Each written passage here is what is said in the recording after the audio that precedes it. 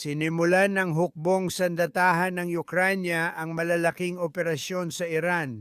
Nagbigay ng agarang pahayag si Pangulong Donald Trump ng Amerika sa mga Amerikano at sa buong mundo, kung saan inihayag niya na nagsimula na ang digmaan ng Estados Unidos at Israel laban sa Iran, at ito ay magtatagal ng ilang araw.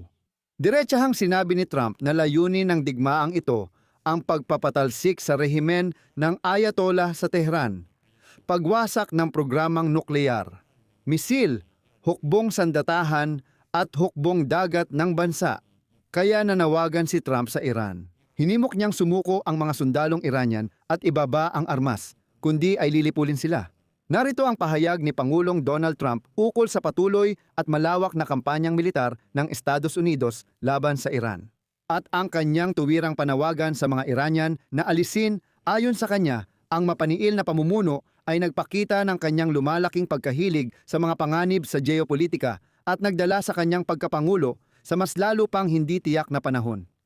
Sinabi ngayon ni Trump na ang sandatahang lakas ng Estados Unidos ay nagsasagawa ng malalawak at tuloy-tuloy na operasyon para pigilan ang banta ng brutal at radikal na diktadurya laban sa Amerika at sa mga pangunahing interes ng pambansang seguridad. Mga kaibigan, tatalakayin natin ngayon ang pahayag ni Donald Trump kaugnay ng nagsimula ng digmaan laban sa Iran. Kung gusto ninyong makita ang latest na impormasyon tungkol sa nangyayari at tugon ng Iran, may nauna akong episode na may lahat ng detalye. Sa episode na ito, tatalakayin natin ang pahayag ni Trump at ang mga ibig sabihin nito. Ang pangalan ko ay Alexei Pechi. Sama-sama nating talakayin ang paksang ito. Pero bago natin simulan ang episode na ito, hinihiling ko na mag-subscribe kayo sa channel na ito. Mag-like din kayo. Mag-iwan kayo ng kahit anong komento para makatulong sa pag-promote ng episode na ito sa YouTube platform.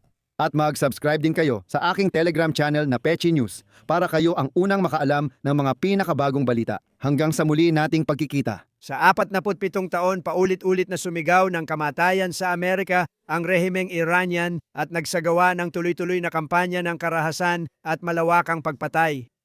Tinututukan nila ang Estados Unidos, ang tropa natin at mga inosente sa maraming bansa. Kaya, ayon sa oras ng Amerika, hating gabi na nang maglabas si Donald Trump ng 8 minutong pahayag kung saan inihayag niya ang pagsisimula ng digmaan laban sa Iran. At ang pahayag na ito ay nagbunyag ng mga layunin ng Pangulo sa Iran na dati ay hindi pa malinaw.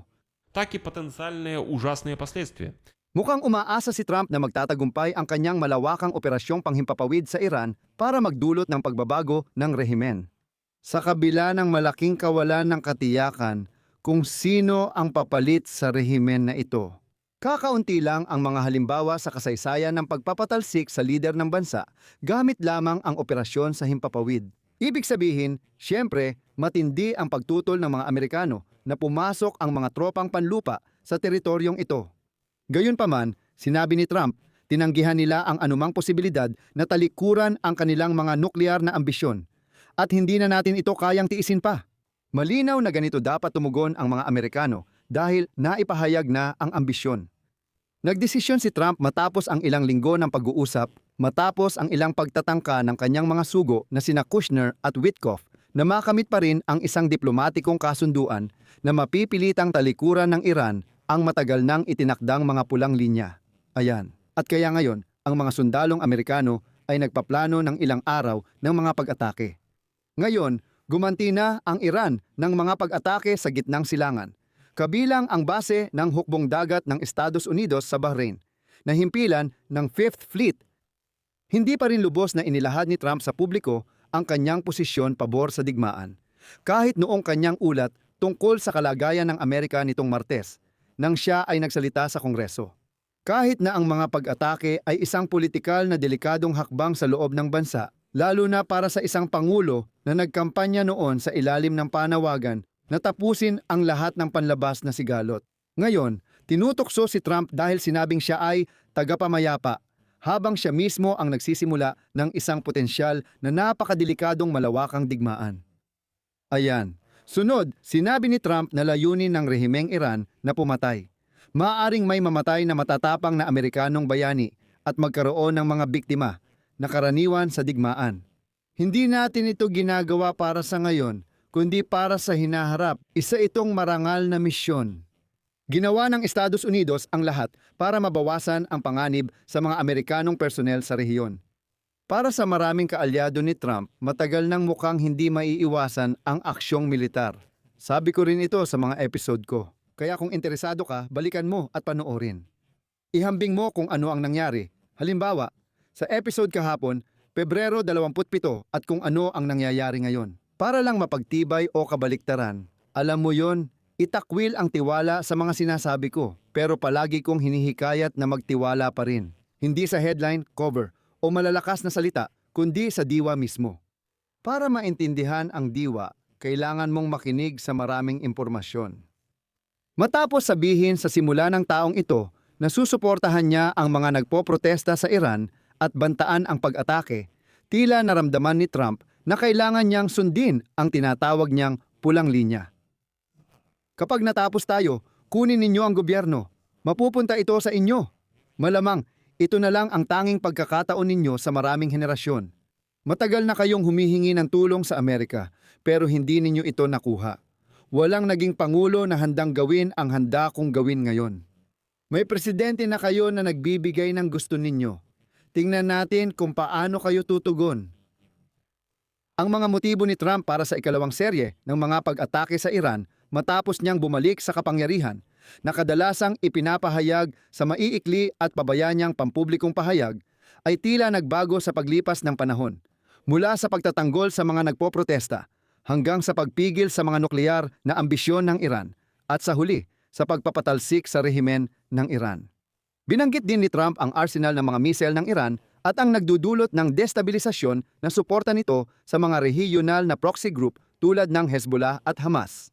Dito, malinaw na hindi lang pagpapatalsik sa rehimen ang layunin ni Trump, kundi pati ang tuluyang pagsira sa nuclear program, pagsira sa missile program, at halos ganap na demilitarisasyon ng Iran. Kasama rin dito ang pagtanggal ng mga proxy group sa gitnang silangan. Hamas, Hezbollah, mga Houthi ng Yemen, ang tinatawag na mga rebelde sa Iraq at iba pa. Ngayon, ang tanong ay kung paano makakatulong ang mga huling aksyong militar ng Estados Unidos at Israel sa pagtamo ng lahat o kahit ilan sa mga layuning ito. Malalaman pa ito sa panahon, pero sa ngayon hindi pa malinaw kung ano ang sinabi kay Trump at kung ano ang aasahan matapos ang mga pangyayaring ito, katulad noong binigyan siya ng briefing ng mga general ng militar. Sa likod ng tabing, bago ang mga pag-atake, tiningnan ng mga opisyal ang ilang hindi perpektong, sabihin na nating mga opsyon. Nawala sa mga ito ang nagbigay daan para magsagawa ng isang mapagpasyang operasyon, katulad ng ipinag-utos ni Trump noong Enero para hulihin si Nicolas Maduro, ang lider ng Venezuela sa Caracas. Ibig sabihin, hindi sigurado ang intelihensya ng Amerika kung sino ang papalit sa mga mataas na lider ng Iran kung sila ay matanggal. Dagdag pa rito, diretsahang sinabi ng mga Amerikanong general kay Trump na ayaw nilang magsagawa ng katulad na operasyon ng paglusob o operasyon sa lupa sa teritoryo ng Iran. Binalaan din ng mga opisyal ng militar ang presidente tungkol sa malalaking panganib ng mga posibleng ganting aksyon. Libu-libong Amerikanong sundalo sa gitnang silangan ay maaaring targetin ng Iran habang isinasagawa ang kanilang ipinangakong ganti. Sa gitna ng mga tensyonadong pagpupulong sa Situation Room nitong mga nakaraang linggo, pinaulanan ng tanong ni Trump at ng mga matataas na opisyal ang mga pinuno ng Pentagon, kabilang si General Dan Kane, ang tagapangulo ng Joint Chiefs of Staff, tungkol sa posibilidad ng tagumpay ng bawat opsyon. Madalas ay hindi nakakakumbinsi ang mga sagot kahit iniutos na ni Trump ang pagpapalakas ng militar sa gitnang silangan. Nabanggit ko na dati na sinabi ni Dan Kane kay Trump ang mga panganib at posibilidad na hindi makamit ang lahat ng layunin kung walang gagamiting puwersang panlupa. Sa malabong pahayag bago ang mga pag-atake, nagbitiw ng mga banta si Trump na hindi naman suportado ng datos mula sa intelihensya ng Amerika. Kasama na rito ang pahayag na malapit nang magkaroon ang Iran ng mga intercontinental na ballistic missile na kayang tumama sa Estados Unidos ng Amerika. Paalala lang, ang distansya doon ay halos 10,000 kilometro kung diretsyo. Ayan, si Trump nitong Biyernes, sa bisperas paalala ko, ay nagsabing kailangan nilang magkasundo pero ayaw nilang sumugal ng sapat. Ayaw nilang bigkasin ang mga mahahalagang salita. Hindi kami magkakaroon ng sandatang nuklear. Gayunpaman, kung sapat na sana ang mga salita ng Iran para maiwasan ang digmaan, sana ay nalampasan na ang hadlang. Paulit-ulit sinabi ng Iran, kabilang ngayong linggo, na ayaw nila ng sandatang nuklear pero ayaw ding itigil ang pagpayaman ng uranium. Maraming dahilan para pagdudahan ang pahayag na ito, kabilang na ang dating pagpayaman ng Iran ng uranium hanggang sa antas na halos pangsandata na. Ang pagtutok ni Trump sa salita ng bansa ay nagdulot ng mas maraming tanong tungkol sa tunay niyang layunin sa kasunduan. С лидерами Ирана. Pinayagan ni Trump na magpatuloy ang mga diplomatikong pag-uusap kahit na may babala mula sa ilang matataas na opisyal na napakahirap talagang makipag-usap ng seryoso sa Iran. May mga nagduda kung papayag si kataas-taasang pinununo ng Iran, Ayatollah Ali Khamenei, na may pinal na kapangyarihan sa anumang kondisyon ni Trump kahit mukhang mas bukas sa negosasyon ang kanyang mga kinatawan. Maraming tao sa paligid ni Trump ang humikayat sa kanya na itulak ang kasunduan pero walang kompromiso.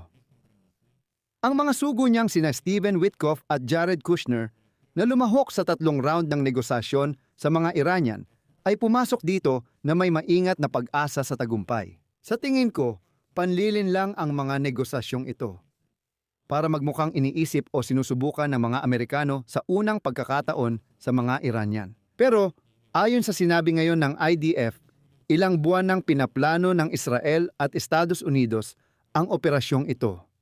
Sa buong proseso, ayon sa mga kasama ni Trump, tila takot siyang madawit ang Estados Unidos sa digmaan. Kaya mas gusto niya ang diplomatikong solusyon na maipapakita niyang mas kapaki-pakinabang kaysa sa kasunduang nuklear ni Barack Obama na inatrasan niya. Sabik siyang may kasunduan, kaya nagtakda siya ng mahigpit na deadline pero hindi niya nakuha ang mga konsesyon mula sa Tehran.